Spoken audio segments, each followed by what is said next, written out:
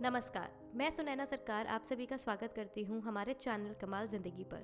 आज हम आपको बताने वाले हैं ह्यूमन कंप्यूटर यानी शकुंतला देवी के बारे में, जिन्होंने पूरी दुनिया में गणित के पेचीदा सवालों के जवाब देकर बहुत से रिकॉर्ड बनाए हैं। आइए जानते हैं शकुंतला देवी, जिन्हें हम द ह्यूमन कंप्यूटर के नाम से भी जानते हैं। शकुंतला देवी का दिमाग कुछ ऐसा था कि कोई भी उन्हें कितने भी बड़े डिजिट का नंबर कैलकुलेट करने के लिए दे दे तो वो कुछ ही सेकंड्स में उसे सॉल्व कर देती थी। इस हुनर की वजह से उनका नाम Guinness book of world record में भी दर्ज किया गया है। आइए जानते हैं कि कैसे शकुंतला देवी ने पूरी दुनिया में भारत का नाम रोशन किया। शकुंतला देवी का जन्म 1929 में भारत के बैंगलोर कर्नाटक में हुआ। एक दिन शकुंतला देवी अपने घर के बाहर खेल रही थी तो उनके सामने एक बच्चा अपने मैथ्स का होमवर्क कर रहा था। शकुंतला ने बस कुछ ही सेकंड्स में उसकी मैथ्स प्रॉब्लम को सॉल्व कर दिया। जब ये बात उनके माता पिता को पता चली तो वो हैरान हो गए। अपनी बेटी को थोड़ा और परखने के लिए उनके पिता ने एक पूरा दिन उनके साथ बिताया और मैथ्स के बड़े बड़े डिजिट्स के सम कैलकुलेट करवाए।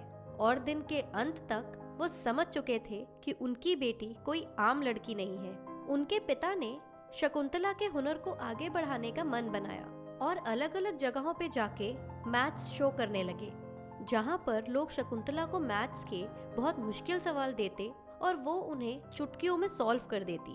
उन्होंने बहुत कम समय में बहुत नाम कमा लिया था। शकुंतला देवी की चर्चा हर जगह होने लगी।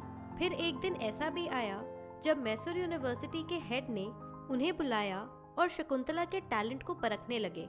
और यहाँ पर भी शकुंतला देवी ने सबको हैरान कर सभी सवालों के जवाब बिना पेन और पेपर इस्तेमाल किए बड़े ही आसानी से बस बोर्ड की तरफ देखते ही दे दिए। और सबको हैरान कर देने वाली बात तो ये है कि ना तो उन्होंने कुछ खास पढ़ाई की थी और ना ही कोई खास डिग्री थी उनके पास, लेकिन उनके पास जो था वो किसी के पास नहीं था। उनका कैलकुलेटर से भी ज्यादा तेज दिमाग। एक बार वो जो भी याद कर लेती थी उसे कभी नहीं भूलती थी। उसके बाद तो शकुंतला देवी की चर्चा ने भारत की सीमाएं पार कर दी।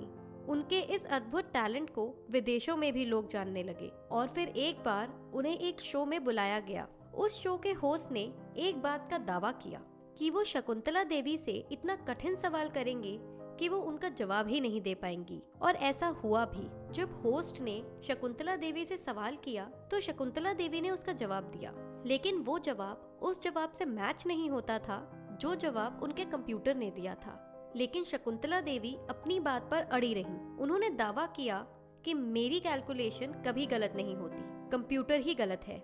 जांच करने के बाद पता लगा कि होस्ट का ही कंप्यूटर गलत था और इसके बाद शकुंतला देवी सबकी हीरो बन गई। एक बार फिर से उन्हें लेक्सिस के द डलास यूनिवर्सिटी में बुलाया गया और इस बार शकुंतला देवी को चैलेंज करने के लिए उस समय के सबसे अच्छे कंप्यूटर को कैलकुलेशन के लिए रखा गया। और इस बार शकुंतला देवी को 201 अंकों का 23वां रूट बताने के लिए कहा गया। और जहां कंप्यूटर को 62 सेकंड लगे, वहीं शकुंतला देवी ने 50 सेकंड में ही सवाल को हल कर दिया। फिर तो शकुंतला देवी जहां जाती वहीं पर अपने नाम का एक रिकॉर्ड कायम कर लेती।